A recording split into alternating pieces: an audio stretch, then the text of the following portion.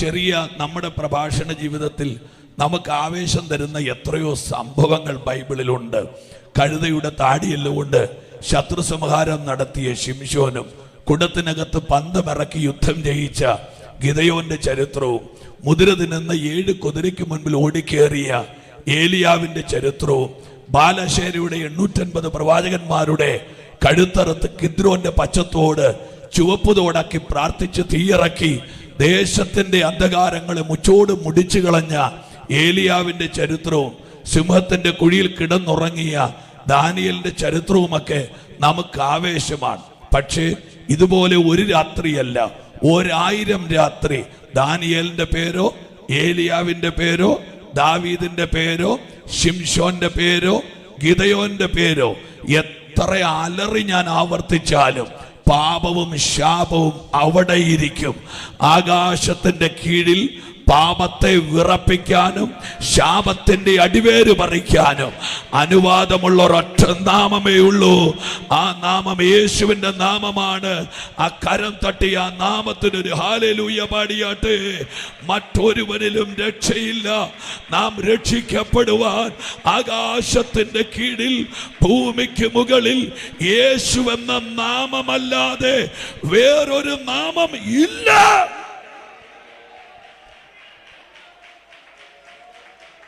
യേശു ആര്? എന്തിന് ജനിച്ചു? എങ്ങനെ ജനിച്ചു?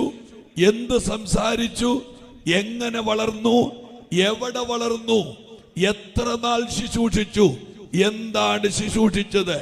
എങ്ങനെയാണ് മരിച്ചത്? എവിടെയാണ് അടക്കം ചെയ്യപ്പെട്ടത്? ഉയർത്തെഴുന്നേറ്റോ? ഉയർത്തെഴുന്നേറ്റെങ്കിൽ ഇപ്പോഴെവിടെ? ഇനി വരുമോ? ഇതുപോലെയുള്ള ഒരു കെട്ട് ചോദ്യങ്ങളുടെ മറുപടിയാണ് ഒരു സുവിശേഷ യോഗത്തിന്റെ ലക്ഷ്യമെന്ന് പറയുന്നത്. അതുകൊണ്ട് തന്നെ നാം ഒരുമിച്ച് അവന്റെ നാമത്തെ ഉയർത്താൻ പോകുകയാണ്. മറിയയുടെ ഉദര കടമെടുത്ത് ഉലകത്തിൽ ജനനം, കച്ചിമിച്ചം കിടക്കുന്ന കാലിത്തൊഴുത്തിൽ കൈകാലിട്ടടിച്ച് കളിക്കുന്ന ശൈശവം, ദാരിദ്ര്യത്തിന്റെ പൊടിപിറക്കുന്ന നസറേത്തിൽ തൈരും തേനും നിന്ന് ഉപജീവനം കഴിച്ച് ഓടിക്കളിക്കുന്ന പ്രായം, വയസ്സ് 12. ഒരു ഗ്രാമം ഇടിഞ്ഞിളകി.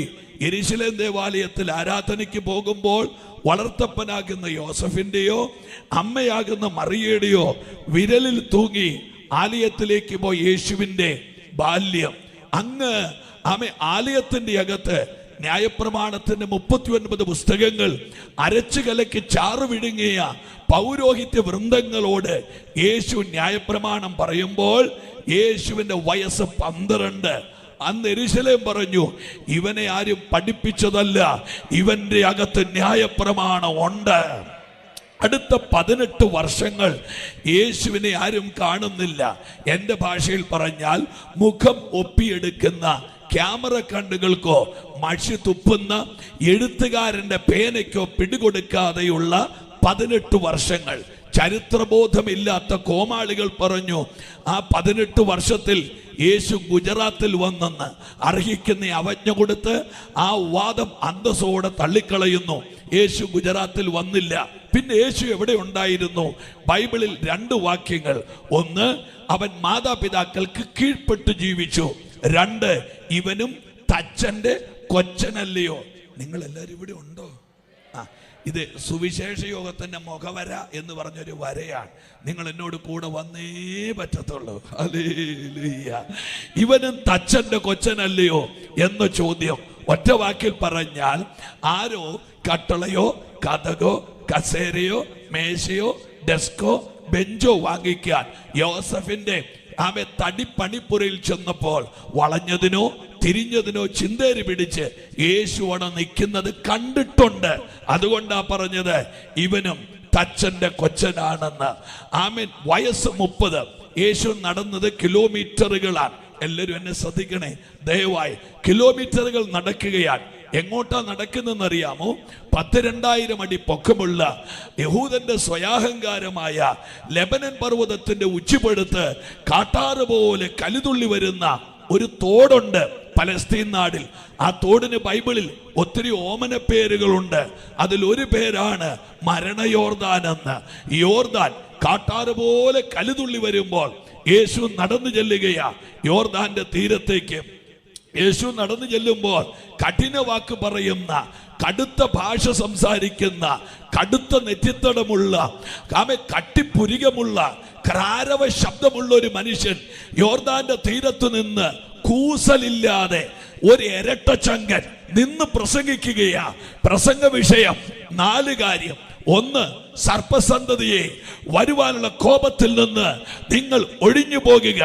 പ്രസംഗം നമ്പർ 2, എന്റെ പിന്നാലെ ഒരുവൻ വരുന്നു, അവന്റെ ചെരുപ്പിന്റെ വാറ് കുനിഞ്ഞഴിപ്പാൻ ഞാൻ യോഗ്യനല്ല. പ്രസംഗം നമ്പർ 3, ഇതാ ലോകത്തിന്റെ പാപത്തെ ചുമക്കുന്ന ദൈവത്തിന്റെ കുഞ്ഞാട്. പ്രസംഗം നമ്പർ 4, ഞാൻ നിങ്ങളെ വെള്ളത്തിലിറക്കും, അവൻ നിങ്ങളെ തീയിലിറക്കാൻ പോകുകയാണ്. ഹല്ലേലൂയ. ഞാൻ ഇതിനിടയ്ക്ക് ഒരു ദൂത് പറയാം. യോഹന്നാൻ പട്ടണം തേടിപ്പോയില്ല, മറിച്ച് പട്ടണം യോഹന്നാനെ തേടി ചെല്ലുകയാണ്. 2024 ദൈവസഭകളോട് ഞാൻ ആത്മാവിൽ ഒരു പ്രവചനം പറയാം.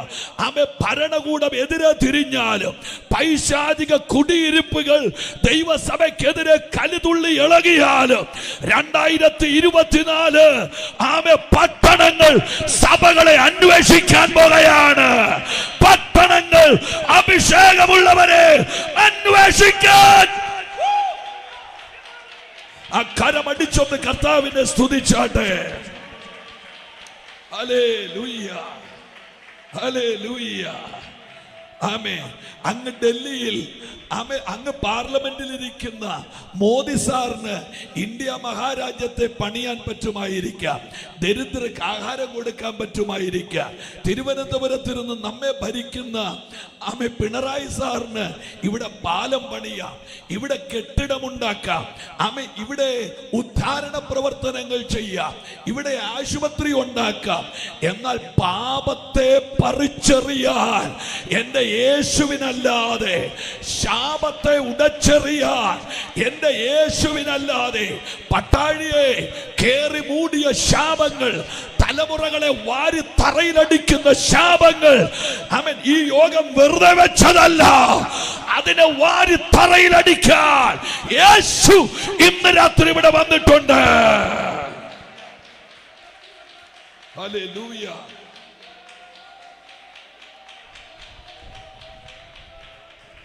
ദൂതിലേക്ക് ഞാൻ വേഗം മുൻപോട്ട് പോകാം. യോഹന്നാൻ യേശുവിനെ സ്നാനപ്പെടുത്തുകയാണ്.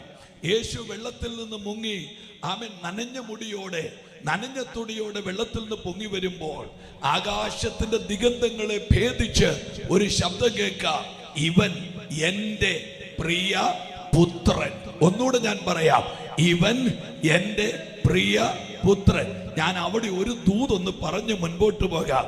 കഴിഞ്ഞ 30 വർഷമായി യേശു നേരിട്ടൊരു ചോദ്യമാ, നിന്റെ അപ്പനാര്? എനിക്ക് 2 മക്കളുണ്ട്. 2 പേരെയും സ്കൂളിൽ ചേർത്തപ്പോൾ ഫാദേഴ്സ് നെയിം എന്ന് പറഞ്ഞ് ഒരു കോളം അതിനകത്തുണ്ടായിരുന്നു. അപ്പന്മാരൊക്കെ കണ്ടു കാണും. ആ കോളത്തിൽ എത്ര അന്തസ്സായിട്ടാ ഞാൻ എൻ്റെ പേരെഴുതിയെന്നറിയാമോ? പക്ഷെ യേശുവിനെ ചേർത്ത ഒരു സ്കൂളിലും യോസഫിന്റെ പേര് ഫാദേഴ്സ് നെയിം എന്ന കോളത്തിൽ എഴുതിയില്ല. 30 വർഷം യേശു നേരിട്ട അപമാനം, നിന്റെ അപ്പനാര് എന്നുള്ള ചോദ്യമാ. അത് പാസ്റ്ററെ യഹൂദന്മാര് മാത്രമല്ല, കൂടെ നടക്കുന്ന 12 അച്ചാച്ചന്മാരുണ്ടല്ലോ, ശിഷ്യന്മാരെന്ന് പറയുന്ന ഈ ചേട്ടന്മാർക്കും ഇതേ ചോദ്യമുണ്ടായിരുന്നു. പക്ഷേ അവരിച്ചിരൂടെ മാന്യമായിട്ടാണ് ആ ചോദ്യം ചോദിച്ചത്. അവര് ഇച്ചിരൂടെ വേഷം മാറ്റിയിട്ട് പറഞ്ഞു, ഞങ്ങൾക്ക് പിതാവിനെ കാണിച്ചു തരണം. അർത്ഥാൽ ചോദ്യമെല്ലാം ഒന്ന് തന്നെയാ. എന്നാൽ 30ാമത്തെ വയസ്സിൽ പിതാവ് ഇറങ്ങി വന്നേച്ചു പറഞ്ഞു, ഇവന്റെ അപ്പൻ ഞാനാണ്. എനിക്കറിയില്ല, ഞാൻ ഇന്ന് രാത്രി യോഗത്തിൽ നിൽക്കുമ്പോൾ കഴിഞ്ഞ 10 പതിറ്റാണ്ടുകളായി നീ അനുഭവിക്കുന്ന ചില ചോദ്യങ്ങൾക്ക് 2024 മറുപടി പറയാൻ എന്റെ യേശു ഇറങ്ങി വരാൻ പോകുകയാണ്. അത് വിശ്വസിക്കുന്നവരുണ്ടെങ്കിൽ ആ കൈ ഒന്ന് ചേർത്തടിച്ച്, എവിടെയാ നീ അപമാനിക്കപ്പെട്ടത് അവിടെ ഇറങ്ങി വന്ന് നല്ല ശക്തിയോടെ ആമേൻ.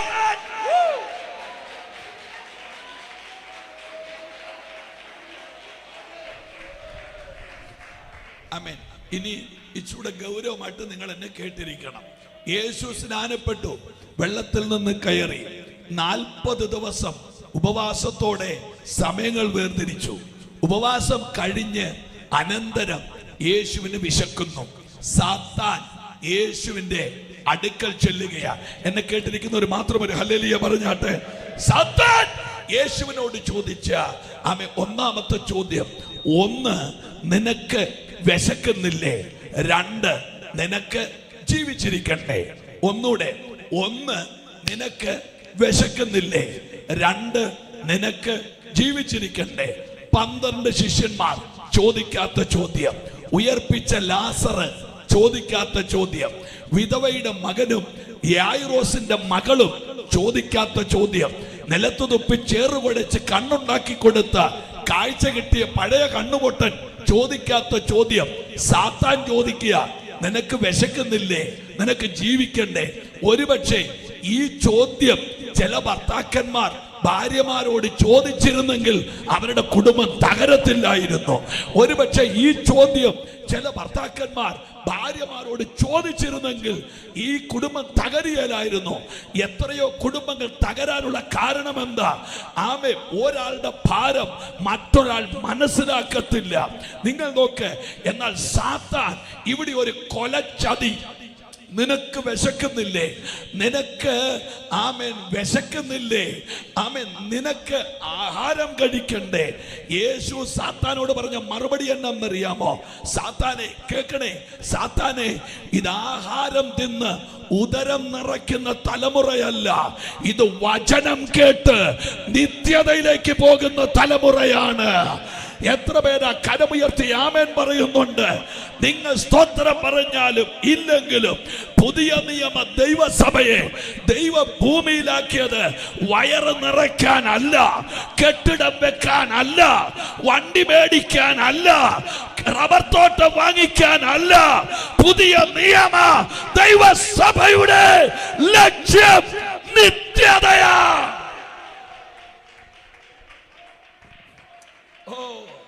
നിങ്ങൾ എത്ര പേര് കേൾക്കുന്നു എന്ന് എനിക്കറിയില്ല.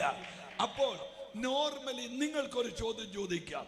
ഇന്നേക്ക് 39 വർഷത്തിന് മുമ്പ് മേക്കൂര പോലും ഇല്ലാത്തൊരു പെരയ്ക്കകത്തുനിന്ന് ഓടാത്ത വാച്ചും ഉപ്പൂറ്റി നിലത്ത് മുട്ടുന്ന ചെരുപ്പും 9 യൂണിറ്റ് അരി കൊണ്ട് 5 പേര് 1 മാസം ജീവിച്ച ഒരു ഗതികെട്ട വീട്ടിൽ നിന്ന് ഈ പുസ്തകം എടുത്തോണ്ട് ഇറങ്ങിയ ഒരാളാണ് ഞാൻ. അന്ന് ഞങ്ങളുടെ വീടിലെ ആകെ സമ്പത്ത് 400 രൂപയുടെ ഒരു സൈക്കിളും ഒരു കെട്ട് പട്ടിണിയുമായിരുന്നു. എന്നാൽ ഇന്ന് വീടുണ്ട്. ഇത് ഞാൻ പറഞ്ഞില്ലെന്ന് പറയരുത്. ഇന്ന് വീടുണ്ട്, കേറി നടക്കാൻ വണ്ടിയുണ്ട്. അന്ന് കക്ഷം കീറിയ 4 ഉടുപ്പേ ഉള്ളായിരുന്നു. ഇപ്പൊ ഉടുപ്പ് അധികമുണ്ട് ഇട്ടോണ്ട് നടക്കാൻ. അപ്പോൾ നിങ്ങൾ ചോദിക്കും, പുതിയ നിയമ ദൈവസഭ ഭൗതികതയല്ലെങ്കിൽ നിനക്കിത് എങ്ങനെ ഉണ്ടായി? എനിക്ക് മാത്രമല്ല, യേശുവെന്ന് വിളിച്ച എല്ലാവരും. അപ്പോൾ ഞാൻ ആദ്യം പറഞ്ഞ ഉപദേശവുമായി ഇത് തെറ്റിയില്ലേ? പുതിയ നിയമ ദൈവസഭയെ ഇവിടെ നട്ടത് സ്ഥാപനത്തിനല്ല, മറിച്ച് ഉൽപ്രാപണത്തിനാണ്. എന്നാൽ വേറൊരു കാര്യം കേട്ടോണം. ഈ പട്ടാഴിയിൽ നിന്ന് ഒരു ദൈവദാസൻ കാറുമെടുത്തോണ്ട് കൊട്ടാരക്കരയ്ക്ക് പോകുന്നത് കരിയല പറപ്പിക്കാനല്ല, കൊട്ടാരക്കര പോകാൻ വേണ്ടിയാണ്. എന്നാൽ ഒരു കാര്യം കേട്ടോണം, കൊട്ടാരക്കരയ്ക്ക് കാർ ഓടിക്കുമ്പോ കരിയല പറക്കും. അത് പ്രകൃതി നിയമമാണ്. യേശുവിനെ സേവിക്കുന്നത് ഇവിടെ നന്മ ഉണ്ടാക്കാനല്ല, എന്നാൽ സേവിച്ചാൽ നന്മയുണ്ടാകും. എത്ര പേരാ കരമടിച്ച് ആമേൻ പറയുന്നുണ്ട്? അവനെ സേവിച്ച ഒരാളെയും അവൻ വെറുതെ വിട്ടിട്ടില്ല.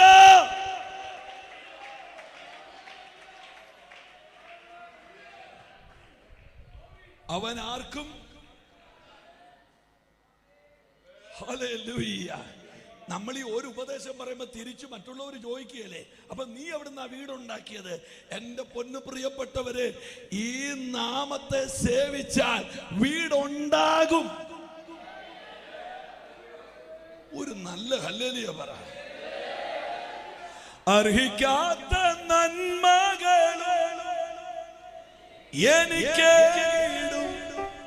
ദയാനിധിയെ,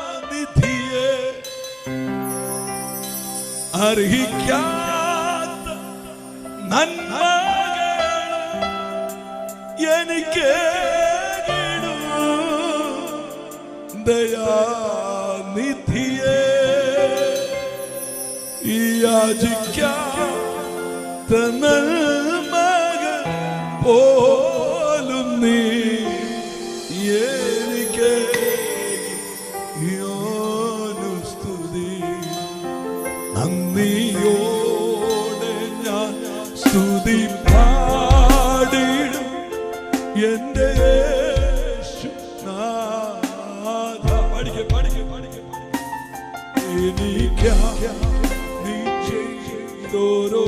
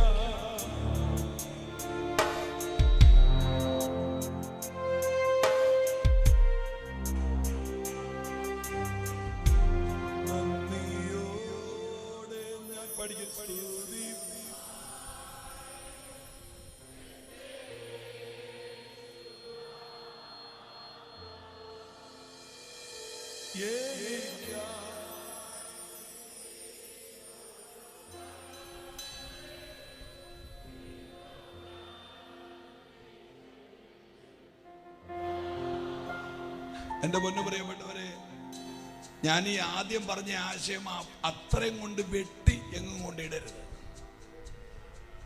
അന്തസ്സുണ്ടെങ്കിൽ മുഴുവൻ ഇടണം.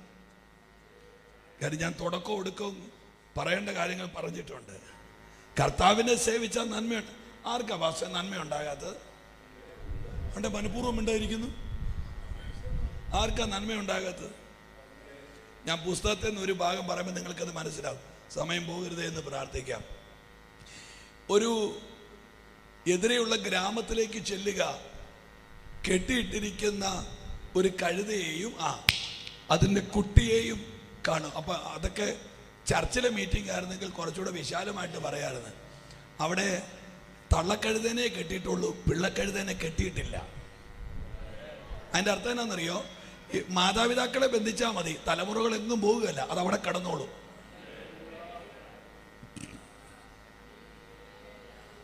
ഇത് വല്ലതും കേൾക്കുന്നുണ്ടോ?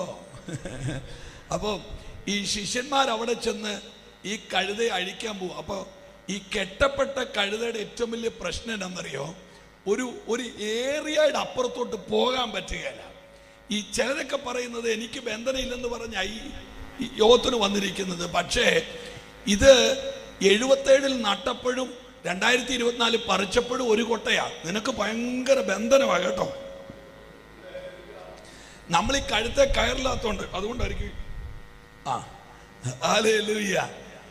അപ്പം ഈ ചുറ്റുപാടുമുള്ള പുല്ല് തിന്ന് തീർന്നു കഴിഞ്ഞപ്പോ അറിയാതെ ഈ കഴുത ആഗ്രഹിച്ചു, ദൈവമേ ഈ ഏരിയയിലെ പുല്ല് തീർന്നല്ലോ. നിങ്ങൾക്ക് കേൾക്കുന്നുണ്ടോ ഞാൻ പറയണേ? അന്നേരം ഈ കഴുത ഇങ്ങനെ മരച്ചോട്ടി നിൽക്കുമ്പോൾ അങ്ങ് ദൂരെ ഒരു മരത്തിന്റെ തളിർത്ത ഇല ഇങ്ങനെ കാറ്റത്ത് മെല്ലെ അനങ്ങുമ്പോൾ അറിയാതെ ഈ കഴുത അവിടെ നിന്നുകൊണ്ട് മനസ്സിൽ പ്രാർത്ഥിച്ചു, ദൈവമേ ആ ഇല കിട്ടിയിരുന്നെങ്കിൽ തിന്നായിരുന്നു എന്ന്. പിന്നെ ഇപ്പോഴല്ലേ ഇഷ്ടംപോലെ ചുടിദാറും വെള്ള ഉടുപ്പും ലൂയിസ് ഫിലിപ്പും പാർക്ക് അവന്യൂ അങ്ങനെയെല്ലാം ഉള്ളത്. പണ്ട് ആരാണ്ടൊരു വെള്ള ചുടിദാർ ഇട്ടുകൊണ്ട് പോയപ്പോ ആരോടും പറയാതെ മനസ്സിൽ പറഞ്ഞു, അത്രയൊരെണ്ണം കിട്ടിയിരുന്നെങ്കിൽ കർത്തൃമേശയുള്ള ദിവസം ഒന്ന് ഇടായിരുന്നു. നിങ്ങൾക്ക് അങ്ങനെ ഒന്നും തോന്നിക്കാണില്ല. ഇന്ന് രാവിലെ എല്ലാവരുടെ ഹൂസ്റ്റനി എന്ന് വന്നതല്ലേ, അതുകൊണ്ട് തോന്നാൻ സാധ്യതയില്ല. എനിക്ക് തോന്നിയിട്ടുണ്ട് എത്രയോ ആവർത്തികൾ നല്ലൊരു വെള്ള ഷർട്ട് ഇട്ടുകൊണ്ട് ആരാണ്ട് പോയപ്പോൾ ആമേൻ ഞാൻ മനസ്സിൽ പറഞ്ഞിട്ടുണ്ട്, അത്രയും ഒരു വെള്ള ഷർട്ട് കിട്ടിയിരുന്നെങ്കിൽ പ്രസംഗിച്ച് തകർക്കാരുന്നത് ഓർത്തിട്ടുണ്ട്. ഇനി മനസ്സിലാകാത്ത ഭാഷ ഞാനൊരു കാര്യം പറയാം. ഒരിക്കൽ തേക്കുതോട് ഒരു മീറ്റിങ്ങിന് പോയി വെച്ച് മുട്ടം മഴയത്ത് ബൈക്കിൽ, എനിക്കന്നൊരു ബൈക്കേ ഉള്ളൂ, ആ ബൈക്കിൽ ഇങ്ങനെ ഓടിച്ചു പോകുമ്പോൾ തേക്കുതോട് തൊട്ട് മഴയാ, ഇങ്ങനെ നനഞ്ഞു വരുമ്പോൾ കോന്നിയൊക്കെ കഴിഞ്ഞ് പത്തനംതിട്ട റോഡിൽ ഓടിക്കൊണ്ടിരിക്കുമ്പോൾ രണ്ട് ശുശ്രൂഷയുണ്ടല്ലോ, ഒന്ന് അക്ഷരത്തിന്റെ ശുശ്രൂഷയും അപ്പൊ ഞാനിങ്ങനെ നനഞ്ഞങ്ങോട്ട് പോകുമ്പോൾ അക്ഷരത്തിന്റെ ശുശ്രൂഷ ചെയ്യുന്ന ഒരാള് കാറയിൽ AC ഇട്ടുകൊണ്ട് ഇങ്ങോട്ട് വരുന്നു, ആത്മാവിന്റെ ശുശ്രൂഷ ചെയ്യുന്ന ഞാന് നനഞ്ഞങ്ങോട്ട് പോകുന്നു. എനിക്ക് അതിൽ കൂടുതൽ പറയാൻ പറ്റുകയില്ല, അതുകൊണ്ടാണ്. അക്ഷരത്തിന്റെ ശുശ്രൂഷ ചെയ്യുന്നയാള് ഇന്ന് യോഗം കഴിഞ്ഞാൽ എല്ലാവരും വന്ന് ചോദിക്കുക, അതെന്നാ ഈ അക്ഷരത്തിന്റെ ശുശ്രൂഷ എന്ന്. ആരോട് പറയാന്? അക്ഷരത്തിന്റെ ശുശ്രൂഷ ചെയ്യുന്നയാള് AC ഇട്ട് പോകുമ്പോ ആത്മാവിന്റെ ശുശ്രൂഷ ചെയ്യുന്ന ഞാൻ നനഞ്ഞു പോവുക. ഞാൻ ആ വണ്ടിയായിരുന്നു കർത്താവിനോട് പരാതി പറഞ്ഞു, അക്ഷരം AC പോകുമ്പോ ആത്മാവ് നനഞ്ഞു പോവുക, മറക്കരുത്. പോട്ടെ. അങ്ങനെ ഈ കഴുത അവിടെ നിന്നുകൊണ്ട് ആഗ്രഹിച്ചു, ആ ഇല കിട്ടിയിരുന്നെങ്കിൽ തിന്നാമായിരുന്നു എന്ന്. നീ ആഗ്രഹിച്ചില്ലേ ഇതുപോലെ 3-4 ഓർഗൻ വെച്ച് വായിക്കണമെന്നും? ആപ്പിളിന്റെ വഴിക്കിടന്ന് കിട്ടിയാണ് ആപ്പിള്. എന്നാ പിന്നെ മര്യാദയ്ക്ക് അങ്ങോട്ട് ചിരിച്ചേ. അവന് മീശകാരനും ചിരിക്കാനും മേല. ഹല്ലേലൂയ. അപ്പൊ ഈ കഴുത ഇങ്ങനെ മനസ്സിൽ കൊതിച്ചു, അപ്പൊ കിട്ടിയില്ല. അങ്ങനെ ഇരിക്കുക. യേശു പറഞ്ഞത് അഴിക്കാൻ പോയി അടിച്ചോണ്ട് വന്നു കഴിഞ്ഞപ്പോ യേശു ആ കഴുതയുടെ പുറത്തോട്ട് കയറിച്ച് പറഞ്ഞു, വിട്ടോ. എങ്ങോട്ട് വിട്ടു? യെരൂശലേം ദേവാലയത്തിലേക്ക് വിട്ടോ, അങ്ങോട്ട് വിട്ടോ. അങ്ങനെ കഴുത നടന്നു പോകുമ്പോ കണ്ട കാഴ്ച എന്നറിയാമോ? അവിടുത്തെ ചെറുപ്പക്കാരില്ല മരത്തെ കയറി ഇല ഒടിച്ചു വഴി നിരത്തിയിരിക്കുക. നിങ്ങളൊന്ന് ഓർത്തേ, പണ്ട് മേളി കണ്ട ഇല ഇപ്പൊ കാൽച്ചോട്ടി കിടക്കുക. എത്ര പേര് കേട്ടു? ഒരു ആമേൻ പറഞ്ഞാട്ടെ. പണ്ട് മേളി കണ്ട ഇല ഇപ്പൊ കാൽച്ചോട്ടി കിടക്കുകയാ. എന്താ കാരണം അറിയാമോ? യേശു നിന്റെ മേൽ വാഹനമേറിയതാ. ആ കരമടിച്ചോണ്ട് നന്ദി പറ. പണ്ട്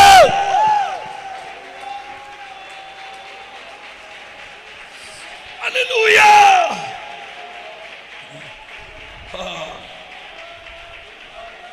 പോട്ടെ. ഞാൻ ഇങ്ങനെ പറഞ്ഞു പോയാൽ ഈ ദൂത് എങ്ങും എത്തുകയില്ല. പുതിയ നിയമ ദൈവസഭ നിത്യതയാണ് നമ്മുടെ സ്വപ്നം. അബ്രഹാം കൂടാരത്തിൽ പാർത്ത് ദൈവം ശില്പിയായി നിർമ്മിച്ചത് അടിസ്ഥാനമുള്ളതുമായ ഒരു നഗരത്തിന് വേണ്ടി കാത്തിരുന്നെന്ന് കർത്താവ് തൻ ഗംഭീരനാദത്തോടെ പ്രധാന ദൂതന്റെ ശബ്ദത്തോടെ ദൈവത്തിന്റെ കാഹളത്തോടെ സ്വർഗത്തിൽ നിറങ്ങി വരും. ക്രിസ്തുവിൽ മരിച്ചവർ മുമ്പേ ഉയർത്തെഴുന്നേൽക്കും. അപ്പോസ്തലനായ പൗലോസ് പറഞ്ഞൊരു വാക്ക് നിങ്ങൾ ഓർക്കുന്നുണ്ടോ? മരിച്ചവർ ഉയർക്കുന്നില്ല എങ്കിൽ ഞങ്ങളുടെ പ്രസംഗം വ്യർത്ഥമാണ്, നിങ്ങളുടെ വിശ്വാസം വ്യർത്ഥമാണ്. പുതിയ നിയമ ദൈവസഭയുടെ നട്ടല് എന്ന് പറയുന്നത് ഉൽപ്രേരണമാണ്. കരമുയർത്തി ഒരു ആമേൻ പറഞ്ഞാട്ടെ. പോട്ടെ. രണ്ടാമത്തെ കാര്യം, സാത്താൻ യേശുവിനെ ദേവാലയ ഗോപുരത്തിന്റെ മേളിൽ കൊണ്ടുവച്ച് പറഞ്ഞു, താഴോട്ട് ചാടിക്കോളാൻ പറഞ്ഞു. യേശു പറഞ്ഞു, ദൈവത്തെ പരീക്ഷിക്കാൻ പാടില്ല. അതിന്റെ പച്ച മലയാളം പറഞ്ഞ് മുൻപോട്ട് പോകാം. പിടിക്കുമോ എന്നറിയാൻ ചാടി നോക്കുന്ന പണി ഞങ്ങൾക്കില്ല. ഇത് നിങ്ങൾക്ക് മനസ്സിലായില്ല. ഒന്നുകൂടെ പറയട്ടെ. പിടിക്കുമോ എന്നറിയാൻ ചാടി നോക്കുന്ന പണി ഞങ്ങൾക്കില്ല. കാര്യം എന്നറിയോ? അപ്പന്റെയും മകന്റെയും ഇടയ്ക്ക് പരീക്ഷണമില്ല. ഇതൊക്കെ പറയുന്ന എന്നെ, ഹല്ലേലൂയ, അപ്പനും മോനും തമ്മിലുള്ള ബന്ധത്തിന്റെ ഗൗരവം അറിയാലോ. ഇതിന്റെ ഇടയ്ക്ക് പരീക്ഷണമില്ല, കാരണം ആ ബന്ധം സ്ട്രോങ് ആണ്. മൂന്നാമത്തെ കാര്യം, ആധാരം തരാം, എനിക്കൊരു ആരാധന തരാവോ? സാത്താൻ ചോദിച്ചതാ. ആധാരം തരാം. പട്ടാഴിയിൽ 9.25 സെന്റ് സ്ഥലവും മണിമലയിൽ 5-ാം പട്ടയ്ക്ക് പാല് തുപ്പുന്ന 2.5 ഏക്കർ റബ്ബർ തോട്ടവും അങ്ങ് കൊട്ടാരക്കരയിൽ ഒരു ഷട്ടർ ഇട്ടൊരു കടയും അല്ല പറഞ്ഞത്. 7 ഭൂഖണ്ഡത്തിന്റെ ആധാരം തരാം, എനിക്കൊരു ആരാധന തരാവോ? യേശു സാത്താനോട് പറഞ്ഞു, സാത്താനെ, ഭൂമിയുടെ ആധാരത്തെക്കാൾ വലുതാണ് ഒരാരാധന. ഇത് അറിഞ്ഞോണ്ടാണോ കൈയടിക്കാതിരിക്കുന്നത്? ഇത് അറിഞ്ഞോണ്ടാണോ സ്തോത്രം ചെയ്യാത്തത്? ഇത് അറിഞ്ഞോണ്ടാണോ നൃത്തം ചെയ്യാത്തത്? ഇത് അറിഞ്ഞോണ്ടാണോ അന്യഭാഷ പറയാത്തത്? ഹല്ലേലൂയ!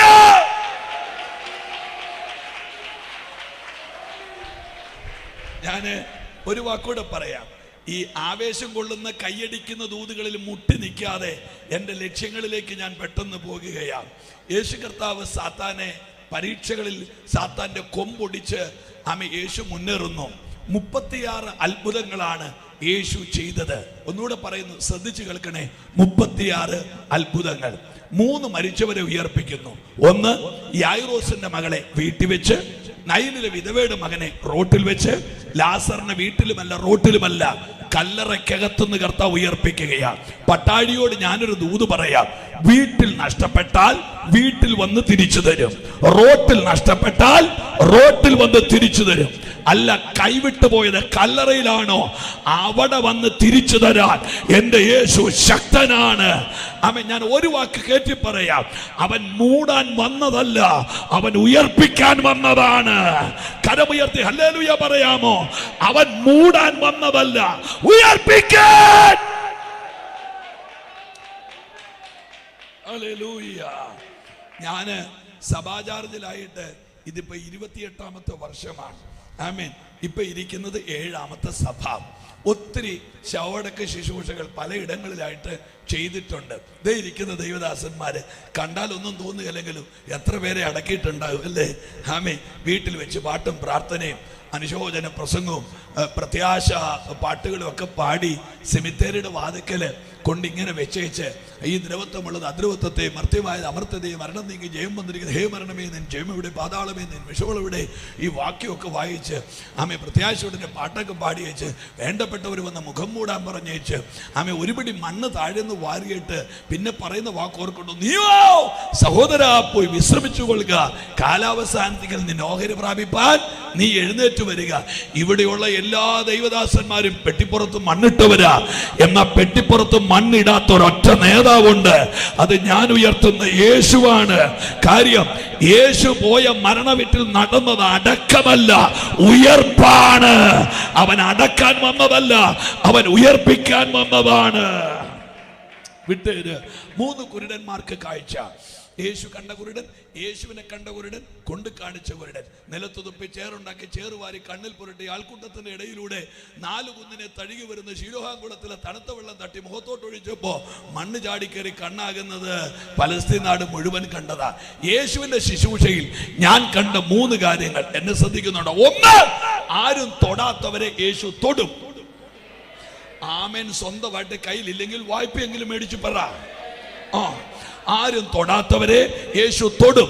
2, ആരും മിണ്ടാത്തവരോട് യേശു മിണ്ടും. 3, ആരും കയറാത്ത വീട്ടിൽ യേശു കയറുമെന്ന്. പട്ടാഴിയോട് ഞാനൊരു ദൂത് പറയാം.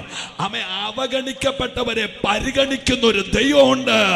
തിണ്ടലും തൊടിയിലുമില്ലാത്തൊരു ദൈവമുണ്ട്. ഏത് ശപിക്കപ്പെട്ടവനെയും നെഞ്ചോട് ചേർത്ത് പിടിക്കുന്ന ഒരു ദൈവമുണ്ട്. മതവും ജാതിയും ഇല്ലാത്തൊരു ദൈവമുണ്ട്. ആ ദൈവത്തിന്റെ പേര് യേശുവെന്ന.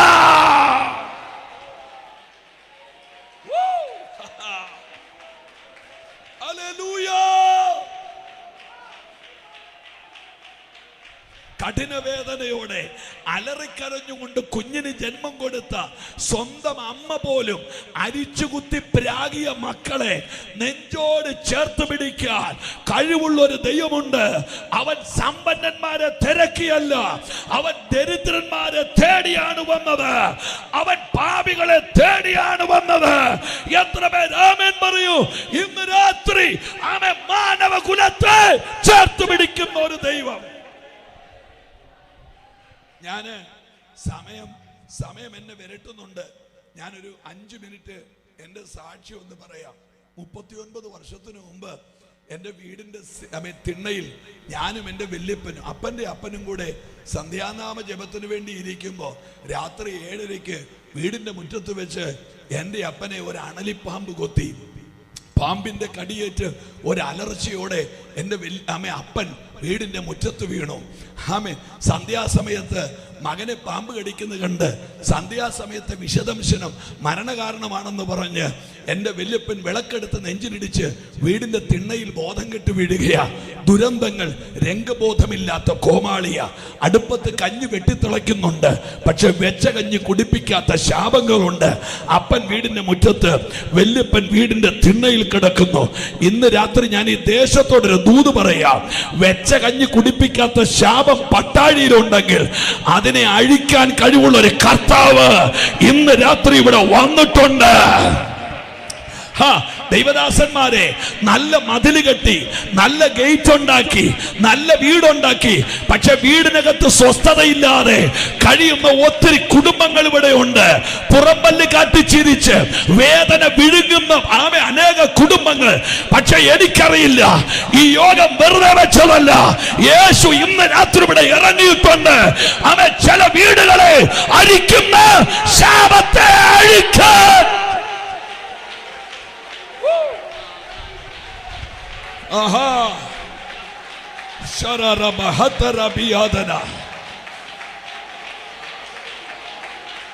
ഞാൻ പെട്ടെന്ന് പറഞ്ഞു വിടാം.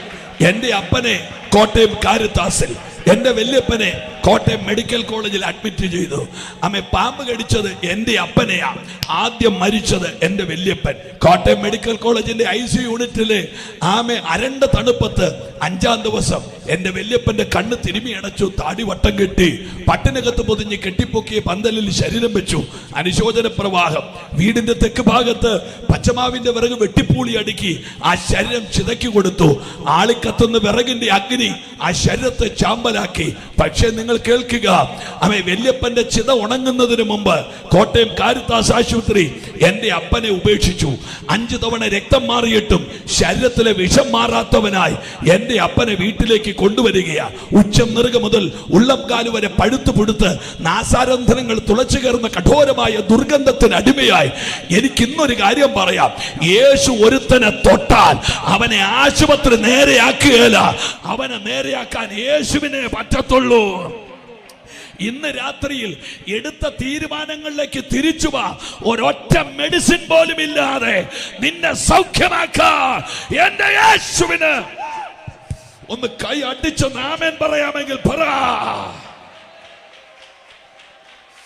ഹല്ലേലൂയ. പെട്ടെന്ന് പറഞ്ഞു പോകാം. ആമേൻ. എൻ്റെ അപ്പനെ വീട്ടിൽ കൊണ്ടുവന്നു. രക്തബന്ധങ്ങളെല്ലാം കൈയൊഴിഞ്ഞു. കുടുംബം അർത്ഥപ്പട്ടിണിയിൽ നിന്ന് മുഴുപട്ടിണിയിലേക്ക് കൂപ്പുകുത്തി. എല്ലാവരാലും വെറുത്തു. 6 പ്രാവശ്യമാണ് അപ്പനും അമ്മയും കൂടി ആത്മഹത്യക്ക് ഒരുങ്ങിയത്. പട്ടാഴിയോട് ഞാൻ ദൂത് പറയാം, ഇത് മതപ്രസംഗമല്ല. വേണേ കേട്ടോ, കർത്താവ് ഒരുത്തനെ കണ്ടിട്ടുണ്ടെങ്കിൽ അവൻ മരിക്കാൻ കർത്താവ് അനുവദിക്കത്തില്ല. തൂങ്ങിയാലും ചാകേല, വിഷം കുടിച്ചാലും.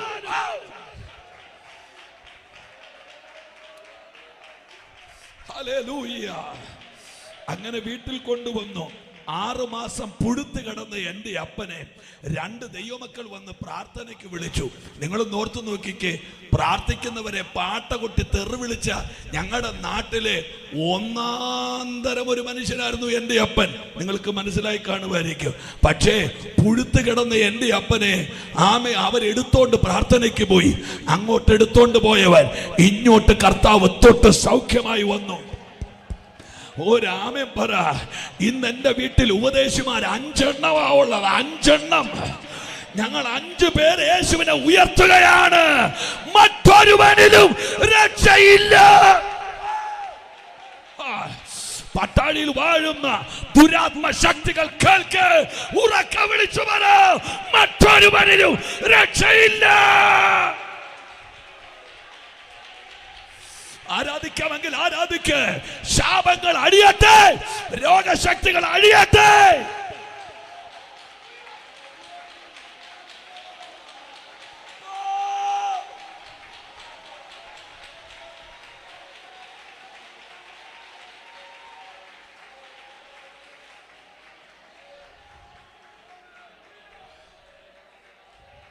ഞാനിനി നിസ്വാർത്ഥമായി ഈ ദൂതിലേക്കൊന്ന് കയറി നിൽക്കാൻ ആഗ്രഹിക്കുക. അടുത്ത കുറച്ച് സമയങ്ങൾ പ്രാർത്ഥനയോടുകൂടെ എന്നോടും കൂടെ വരുമെന്ന് കമോൺ പ്ലീസ് കൈ ഉയർത്തി ഹല്ലേലൂയ പറയാം. ഈ യേശുവിന്റെ മിനിസ്ട്രിയുടെ പ്രത്യേകത, സാത്താന് പോലും വിമർശിക്കാൻ അനുവാദമില്ലാത്ത അത്ഭുതങ്ങളാണ് യേശുവിന്റെ അത്ഭുതങ്ങൾ. നിങ്ങൾ ക്ഷമിക്കണം, ഞാൻ ഒരാളെയും വിമർശിക്കാറില്ല, ഒരാളുടെയും പേരെടുത്ത് പറയാറില്ല. കാര്യം, ഒരാളുടെ വ്യക്തിത്വം ദൈവം കൊടുക്കുന്നതാ.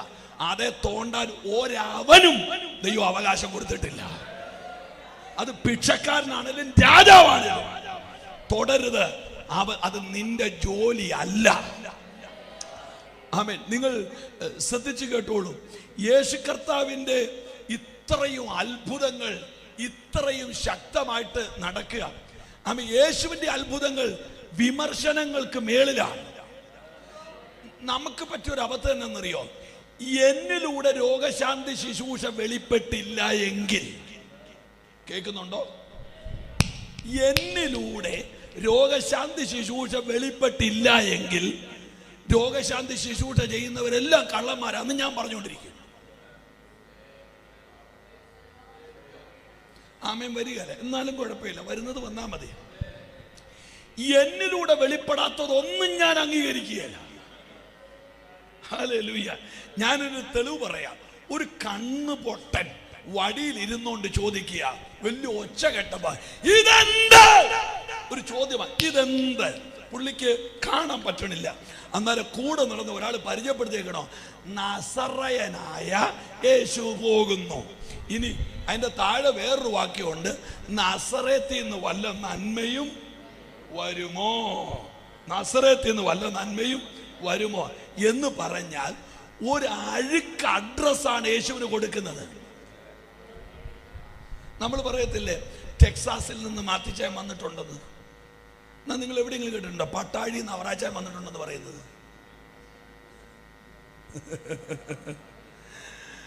അയ്യോ, ഒരു ആമേനൊക്കെ പറ. പട്ടാഴിയിൽ നിന്ന് എത്ര അവറാച്ചാൻ വന്നാലും ആരും ശ്രദ്ധിക്കുകയല്ല. പക്ഷെ ടെക്സാസിൽ നിന്ന് ഒരാൾ വന്നാൽ അത് കുറ്റമല്ല, അത് അങ്ങനെ ആ സാധനം വരുവുള്ളൂ. കണ്ടോ, ഇവിടെ ഈ മനുഷ്യന്റെ അബദ്ധം നിങ്ങൾ കണ്ടോ? ഒരു നല്ല രീതിയിൽ ഒരാളെ പരിചയപ്പെടുത്താൻ പോലും നമുക്ക് താല്പര്യമില്ല.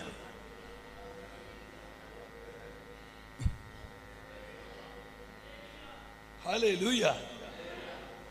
നസറേനായ യേശു എന്ന് പറഞ്ഞാൽ എന്റെ അപ്പുറത്തോട്ടൊന്നും പോകരുത്, എല്ലാം ഇവിടെ കൊണ്ട് അവസാനിക്കണം. ഞാൻ കഴിഞ്ഞാൽ പിന്നെ ലോകാവസാനം, അതാ. പക്ഷെ എനിക്ക് ആ കണ്ണുപൊട്ടനെ അങ്ങ് ഇഷ്ടപ്പെട്ടു. കാരണം എന്നറിയോ, ആ പുള്ളി പരിചയപ്പെടുത്തിയതല്ല വിളിച്ചത്, ആ പുള്ളി വിളിച്ചത് ദാവീദ് പുത്ര. ഞാൻ ദൈവമക്കളോട് പറയാം, നിന്നെ എത്ര അഴുക്കായിട്ട് പരിചയപ്പെടുത്തിയാൽ ആമേൻ, ദൈവം അനുവദിക്കാത്തത് നിന്നെ വിളിക്കാൻ ദൈവം സമ്മതിക്കുകയില്ല. ആ കൈ ഉയർത്തി ഒരു ഹല്ലേലൂയ പറഞ്ഞാട്ടെ. പിശാച് എത്ര അഴുക്ക് അഡ്രസ് പ്രിന്റ് ചെയ്ത് വെച്ചാലും നിന്നെ വിളിച്ചൊരു ദൈവമുണ്ട്.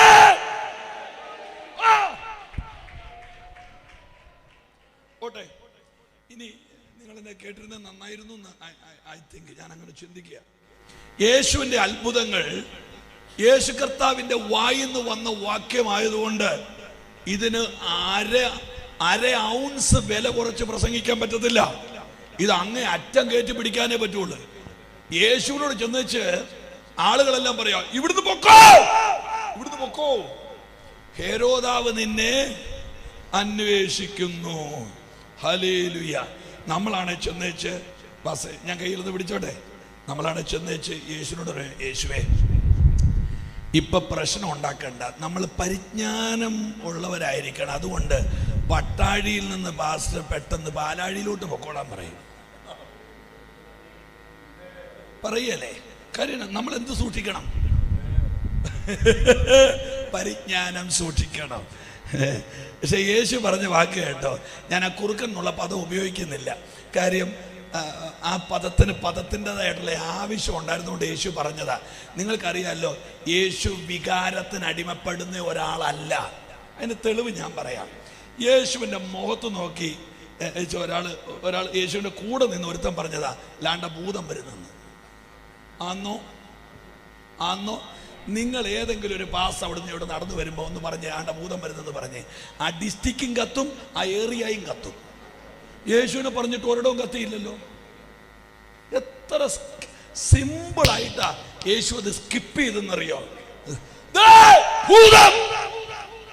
യേശുവിനെ വിളിച്ചതാ. 9 മണിക്കൂർ മുമ്പ് കെട്ടിപ്പിടിച്ച് ഉമ്മയും കൊടുത്തു വെച്ച് പോകുന്ന പുള്ളി ഇപ്പൊ പറയോ അല്ലാണ്ട് ഭൂതം വരുന്നെന്ന്. യേശു പത്രോസിനോട് പറയാ, ഭൂതമല്ല, ഞാനാ. അതിന്റെ അർത്ഥം എന്താണെന്നറിയോ? ഞാൻ യേശു വന്ന് എനിക്ക് ഉറപ്പുണ്ടെങ്കിൽ ഭൂതമെന്ന വിളിയോട് ഞാൻ എന്തിനു പ്രതികരിക്കണം? അപ്പൊ എവിടെയോ ഡൗട്ട് അടിക്കുമ്പോഴായി നമ്മൾ ഇടിയുണ്ടാക്കാൻ പോണത്. കേട്ടില്ല യേശു പറഞ്ഞു, അയ്യോ നിങ്ങൾ തന്നെ ആലോചിച്ചേ, നമ്മുടെ സഭകളിലൊക്കെ ഇതുപോലെ വിവരമില്ലാതെ ആരോ പറഞ്ഞ ഒരു വാക്കൊക്കെ നമ്മൾ വിട്ടുകളഞ്ഞിരുന്നെങ്കിൽ ആ സഭ ഇന്നും അവിടെ നിന്നേനെ. ഒരു കുഴപ്പമില്ലാതെ നമ്മൾ അതിനിങ്ങനെ പിടിച്ചു, നാശം ഉണ്ടായി. അപ്പൊ യേശു വികാരത്തിന് അടിമയല്ല. നമ്മൾ പൊട്ടിത്തെറിക്കുന്നത് പോലെ പറ നിങ്ങൾ എന്നെ ശ്രദ്ധിക്കുക. ഞാൻ നിങ്ങളോട് ഇനിയും പറയുന്നു, ഈ ഓടിക്കളിക്കുന്ന പിള്ളേരെല്ലാം ഈ യോഗം കഴിഞ്ഞ് ഇവിടെ കാണും, നിങ്ങളുടെ വീട്ടിലും കാണും. നിങ്ങൾ യോഗം കഴിഞ്ഞ് 1 മണിക്കൂറുടെ അവരുടെ കളി കണ്ടേച്ച് പോയാൽ മതി. എൻ്റെ കളി 9:15 വരെ ഉള്ളൂ.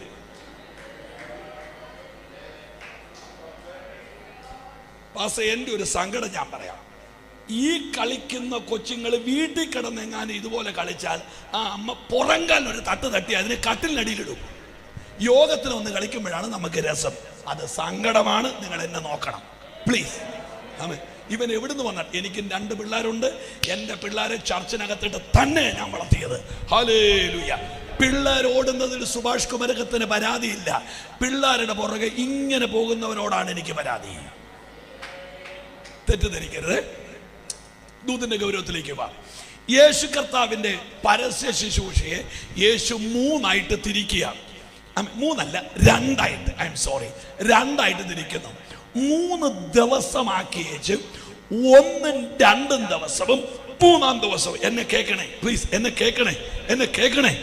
1ഉം 2ഉം ദിവസവും 3ആം ദിവസം യേശു പറഞ്ഞു, ആ പുള്ളിക്കാരനോട് പോയി പറ, ഞാൻ ഇവിടെ ഉണ്ടാകും, ഞാൻ ഇവിടെ ഉണ്ട്. ദൈവസഭയ്ക്കെതിരെ വ്യാപരിക്കുന്ന എല്ലാ ദുരാത്മ മണ്ഡലങ്ങളോടും സഭയ്ക്ക് പറയാൻ ഒരു ദൂതുണ്ട്, ഇവിടെ ഉണ്ടാകും. ഏത് ഭരണം മാറിയാലും,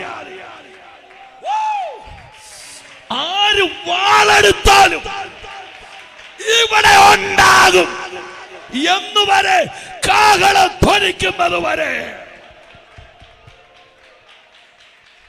ഞാൻ എന്റെ സഭയെ പണിയും.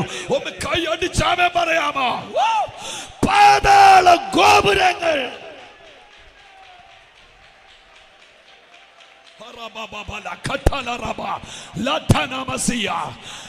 ഞാൻ ഇന്ന് രാത്രി പ്രസംഗിക്കുമ്പോൾ കർത്തൃദാസന്മാരെ, ദൈവസഭകളെ മറിച്ചിടാൻ, ദൈവദാസന്മാരെ ആക്സിഡന്റ് ചെയ്യാൻ, ദൈവസഭകളെ തകർത്ത് കളയാൻ പിശാച് എത്ര പോരാടിയാലും സഭ ഇവിടെ കാണും.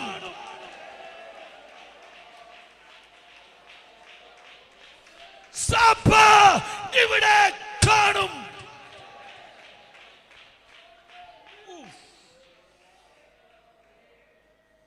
എനിക്ക് പ്രസംഗിച്ചു വരുമ്പോ ഒട്ടും കൺട്രോൾ കിട്ടാത്തൊരു ഭാഗമുണ്ട്.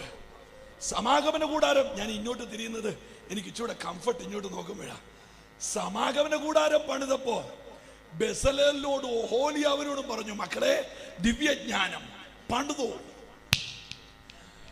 പെട്ടകം പണിയാൻ നേരത്ത് നോഹയോട് പറഞ്ഞു പണിതോ. അപ്പൊ സമാഗമന കൂടാരം മോശയുടെ പ്ലാൻ കൊടുത്തേച്ച് ബെസലേലിനെ കൊണ്ടും ഒഹോലിയാവിനെ കൊണ്ടും പണിയിച്ചു. പെട്ടകം നോഹയെ കൊണ്ട് പണിയിച്ചു. എന്നാ പുതിയ നിയമത്തിൽ വന്നപ്പോ, സഭയുടെ കാര്യം വന്നപ്പോ യേശു പറഞ്ഞോ, ഇത് ഒരുത്തനും പണിയണ്ട, ഞാൻ എന്റെ സഭയെ പണിയും. ഒന്ന് വൃത്തിയായിട്ട് ആരാധിച്ചേ.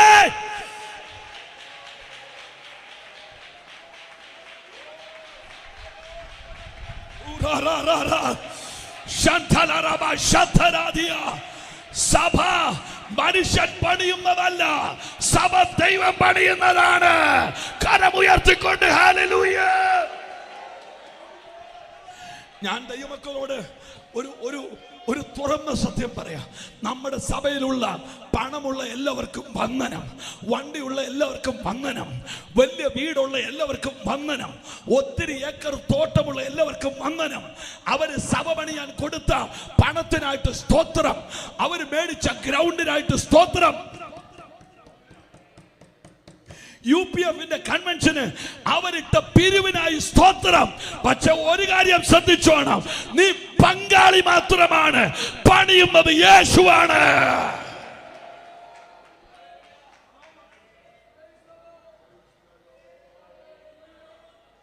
നല്ല ഹാപ്പി ആയിട്ട് ഹല്ലേലൂയ പറഞ്ഞാട്ടെ. I will build my church. ഞാൻ എൻ്റെ സഭ പണിയും. പോട്ടെ, മുൻപോട്ട് പോകാം. യേശു ശുശ്രൂഷയെ 42 മാസത്തെ 3.5 വർഷത്തെ ഞാൻ സമയത്ത് നിർത്തും. എന്നോട് പാസ്റ്റർ പറഞ്ഞത് ഒരു 9:15 വരെ പോയ കുഴപ്പമില്ലെന്നാ. കുഴപ്പമുണ്ടോ? കുഴപ്പമില്ല. അതുകൊണ്ട് ഞാൻ ആ സമയത്തിനകത്ത് നിർത്താം. BMW ആണെങ്കിലും ബ്രേക്കില്ലേ കൊള്ളുകയല്ലോ, അതുകൊണ്ട് ഞാൻ നിർത്താം. അതുകൊണ്ട് നിങ്ങൾ എന്നെ വെപ്രാളം പിടിപ്പിക്കരുത് പ്ലീസ്. ഞാൻ ഒരു പരുവത്തിൽ എയർ ഇന്ത്യ കൊണ്ട് ലാൻഡ് ചെയ്യിക്കുന്ന പോലെ ഒരു ലാൻഡ് ചെയ്യത്തുള്ളൂ. കണ്ടോ, കൊണ്ടൊരൊറ്റ ഇടിയില്ല. അതിനു വേണ്ടിയാ പ്ലീസ് എന്നോട് കൂടെ വരണം. എൻ്റെ പൊന്ന് പ്രിയപ്പെട്ടവരെ, പ്രസവ വേദനയേക്കാൾ ഭീകരമാ പ്രസംഗ വേദന. അതുകൊണ്ട് നിങ്ങൾ എന്നോട് കൂടെ വന്നേ പറ്റുള്ളൂ. കാര്യം നമ്മുടെ അകത്ത് കിട്ടിയ ഒരു വെളിപ്പാട് ഈ ആളുകളോട് പറഞ്ഞും ഒന്ന് ഫലിപ്പിക്കണ്ടേ. അതിനകത്ത് ചില ആളുകൾ ഇങ്ങനെ ഇരിക്കും, വേറെ ചില കണ്ണ് അവർ തെക്കുന്നും വടക്കുന്നും ഇതിങ്ങനെ പ്രാപിച്ചുകൊണ്ടിരിക്കും. വേറെ ചിലരുടെ ഓക്സിജൻ ലെവൽ താന്നു പോയതാണോ, ഒരു വല്ലാത്ത ഇരിപ്പാണ്. അപ്പൊ ഇതിനെയൊക്കെ നോക്കി പ്രസംഗിക്കണേ തന്നെ വേണം ഒരു കൃപ. പിന്നെ അപ്പൊ അതുകൊണ്ട് കൈവിട്ട് കളയരുത് പ്ലീസ്. ഹല്ലേലൂയ. എന്നോട് കൂടെ വരണം. 2 യേശു തിരിച്ചു. എന്നെ കേട്ടോണേ, ഇന്നും നാളെയും ഞാൻ ഭൂതത്തെ പുറത്താക്കും, ഞാൻ രോഗശാന്തി വരുത്തും. അപ്പൊ ദൈവരാജ്യത്തിന്റെ അകത്ത് രോഗശാന്തി ഉണ്ടല്ലോ. അതല്ലേ മുമ്പേ ആ ചെറുപ്പക്കാരൻ, ആ കർത്താവിന്റെ മകൻ വന്ന് പറഞ്ഞത് കേട്ടത്? ചെറിയ കാര്യമാണോ? യൗവനയുക്തനായ ഒരു ചെറുപ്പക്കാരന്റെ തലയ്ക്കകത്ത് മുഴയുണ്ടെന്നും ഡോക്ടർ അയാളുടെ മുഖത്ത് നോക്കി 5 ദിവസവും കൂടെ നിനക്കിനി ലൈഫ് ഉള്ളെന്നും പറഞ്ഞാൽ, എടോ താനായതുകൊണ്ടാണ് ജീവിച്ചിരിക്കുന്നത്. മരണത്തെക്കാൾ ഭീകരമാ മരിക്കാനുള്ള കാത്തിരിപ്പ്. ഹല്ലേലൂയ. നിങ്ങൾ നോക്ക്, യേശു പറഞ്ഞു ഇന്നും നാളെയും എന്നോട് കൂടെ ഉണ്ടെന്നാ എന്റെ ചിന്ത കേട്ടോ. ഇന്നും നാളെയും ഞാൻ ഭൂതങ്ങളെ പുറത്താക്കും, ഞാൻ രോഗശാന്തി വരുത്തും. എനിക്ക് യെശയ്യാ പ്രവചനം 53 കിടക്കുന്ന ഒരു വാക്കുണ്ട്. അവൻ രോഗം ശീലിച്ചവനായിരുന്നു പറഞ്ഞ്. CHOLIY,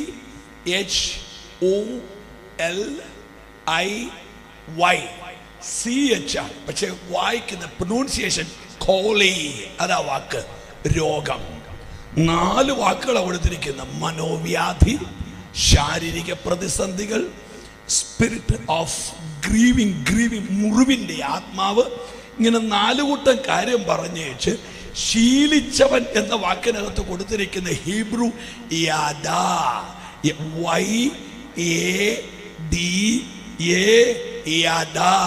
യാദാ എന്ന വാക്കിന്റെ അർത്ഥം എന്നാണെന്നറിയാമോ? എനിക്കറിയില്ല, സമയം ഉണ്ടായിരുന്നെങ്കിൽ പറയാമായിരുന്നു. രോഗം കൊണ്ടുവന്ന മാനസിക വ്യഥ. ഞാൻ നിങ്ങളോട് ചോദിക്കട്ടെ, കോവിഡ് വന്ന് എത്ര പേരാ മരിച്ചത്? ഇവിടെ ഇങ്ങോട്ട് മരിച്ചില്ലേ? എത്ര പേരാ മരിച്ചത്? അതേ കോവിഡ് ഇന്നും വരുന്നുണ്ടല്ലോ. എന്താ മരിക്കാത്തത്? കോവിഡ് മാനസാന്തരപ്പെട്ടോ? കൊറോണ വൈറസ് സ്നാനപ്പെട്ടോ? ഇല്ല.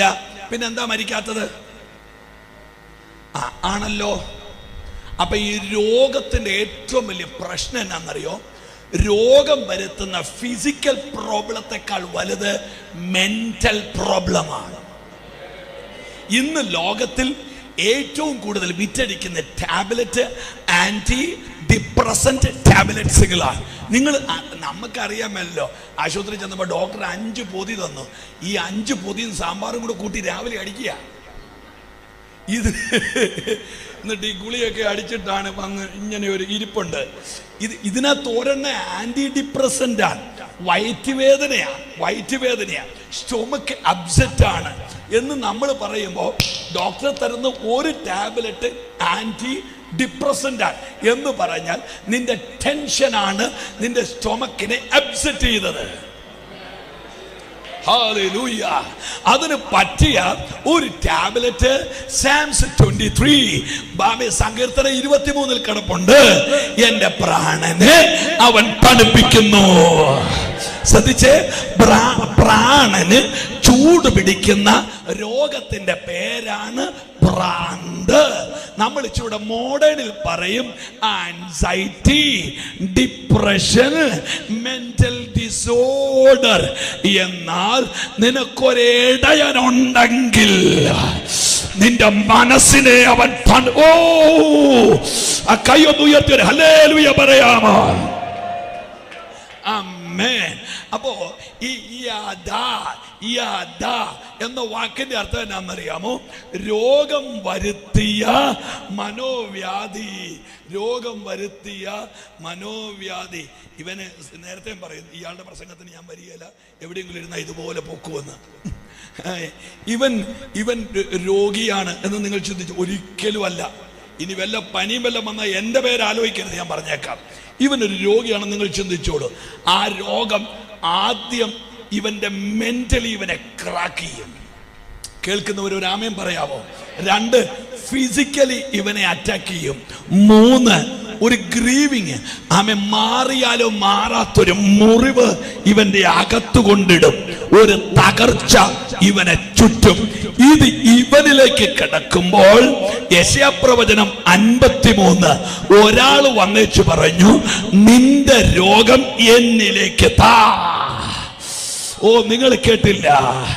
യേശു ശ്രദ്ധിച്ച്, ഇവന്റെ അകത്ത് കടന്ന് ഇവനെ മെന്റലി ഹൈജാക്ക് ചെയ്ത, ഇവനെ ഫിസിക്കലി അറ്റാക്ക് ചെയ്ത, ഇവനെ മുറിച്ച ആ രോഗം യേശുവിലേക്ക് എടുത്തു.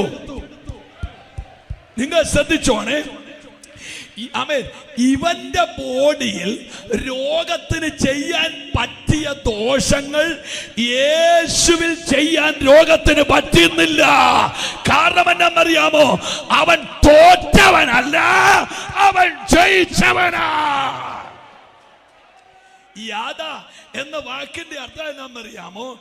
ഇവന്റെ രോഗം ഇവനെ കരയിപ്പിച്ചെങ്കിൽ ഈ രോഗം യേശു ഏറ്റെടുത്തേച്ച് യേശു ആ രോഗത്തെ തന്റെ ബോഡിയിലിട്ട് കൈകാര്യം ചെയ്തു.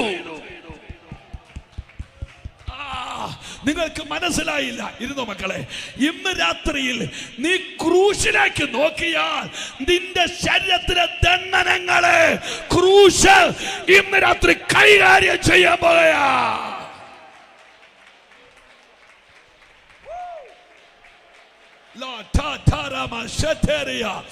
ഒന്ന് കരമടിച്ച് സൗഖ്യമാക്. കാൽവറിയിൽ നിന്റെ രോഗങ്ങളെ അവൻ വഹിച്ചു, നിന്റെ വേദനകളെ.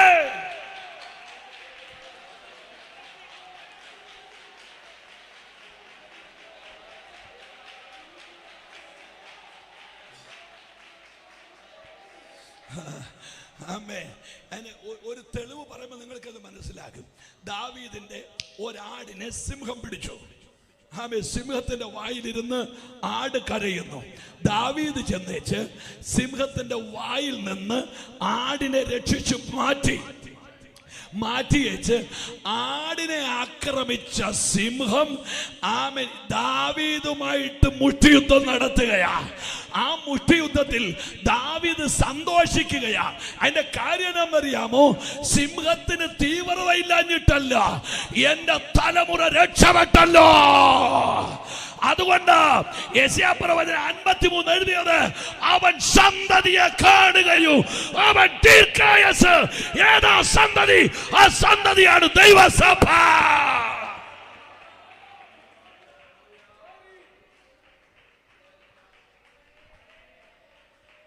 ഏതാ സന്തതി?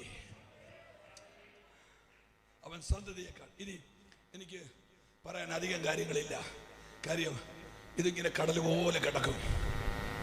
യേശു പറഞ്ഞു, ഇന്നും നാളെയും ഞാൻ ഭൂതത്തെ പുറത്താക്കും. എന്നെ കേട്ടോ മോനെ, എനിക്ക് ഫിംഗർ താ മക്കളെ, ഫിംഗർ താ, ബോഡിയെ താത്തിട്ട്. ഇന്നും നാളെയും ഞാൻ ഭൂതത്തെ പുറത്താക്കും, ഞാൻ രോഗികളെ സൗഖ്യമാക്കും.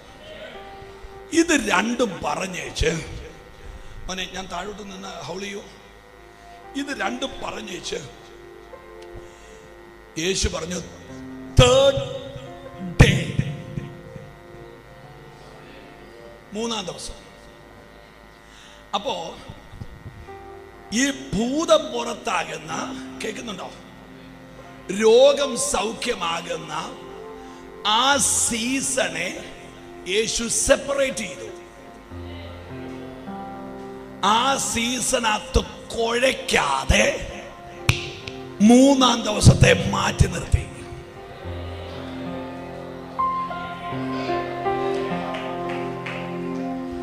നിങ്ങൾ ശ്രദ്ധിക്കേ, സുവിശേഷത്തിന്റെ ഉൽപ്രാപണത്തിന്റെ ക്രൂശിന്റെ അകത്ത് വേണ്ടാത്ത കാര്യങ്ങൾ കുഴക്കണ്ട.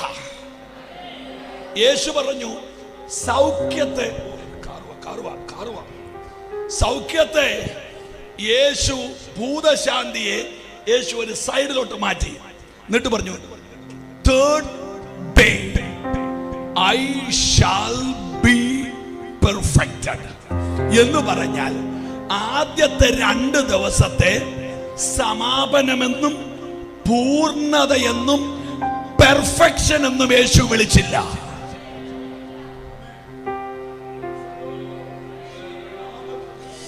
ഇതൊക്കെ ആരോട് പറയാനാ? 36 അത്ഭുതങ്ങളെ യേശു പൂർണ്ണതയെന്ന് വിളിച്ചില്ല. 36 അത്ഭുതങ്ങളെ യേശു പെർഫെക്ഷൻ എന്ന് വിളിച്ചില്ല. അതിന്റെ അർത്ഥം എന്താണെന്നറിയാമോ? ആമേ, പെർഫെക്ഷൻ കാൽവറിയിൽ മാത്രമാ.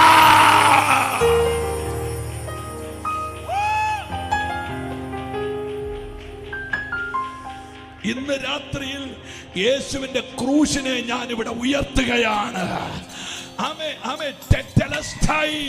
എന്ന് നാം കേട്ട് വല്ലാതാക്കിയ ഒരു വാക്കുണ്ട്, ഇറ്റ് ഈസ് ഫിനിഷ്ഡ്.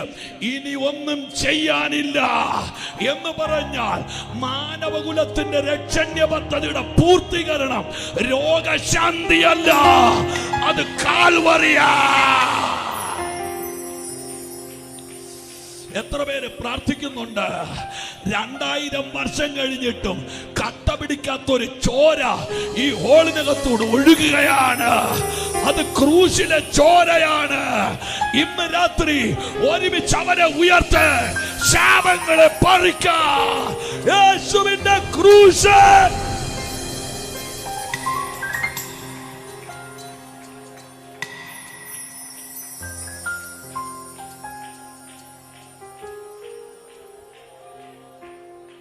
ഇവിടെ നമ്മളിപ്പോ പ്രാർത്ഥിക്കാൻ പോവാ.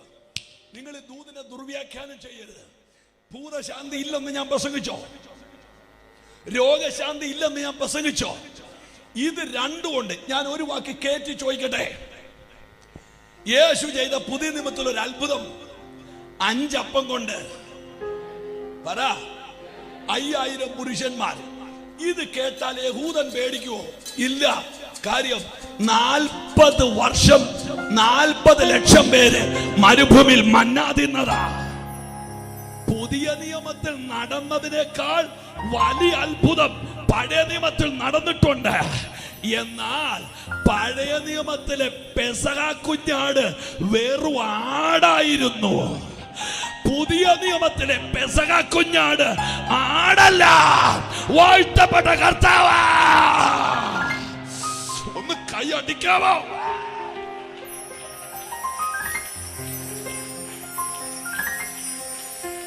നിഴല് മാറി പൊരുള് വന്നു, നിഴല് മാറി പൊരുള് വന്നു.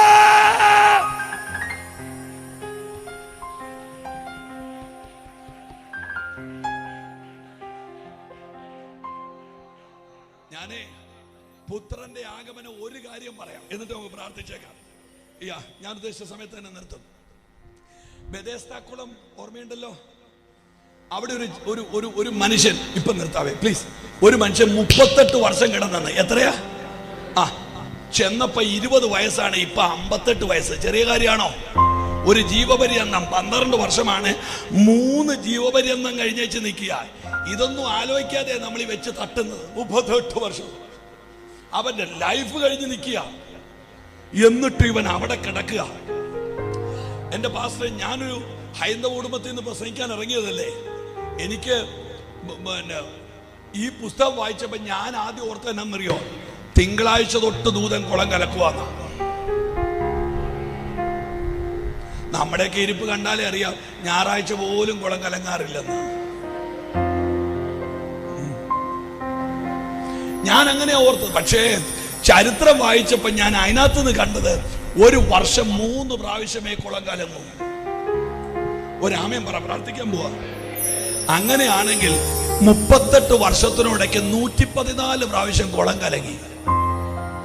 ഇനി ഒന്നുകൂടെ എടുത്തു പറഞ്ഞ്, ദൂതൻ 114 പ്രാവശ്യം ഇറങ്ങി കലക്കിയിട്ട് ഇവന്റെ പ്രശ്നം മാറിയില്ല. പക്ഷെ പുത്രൻ 1 പ്രാവശ്യമേ ഇറങ്ങിയുള്ളൂ. അതാ എബ്രായ ലേഖനം പറഞ്ഞത്, ദൂതനേക്കാൾ ശ്രേഷ്ഠനാണ് എൻ്റെ യേശുവെന്ന്. ഇന്ന് രാത്രി ഞാനിവിടെ ഉയർത്തുന്നത് പഴയ നിയമത്തിലെ ആടിനെയല്ല, വാഴ്ത്തപ്പെട്ട യേശുവിന്റെ 3-ാം നാൾ.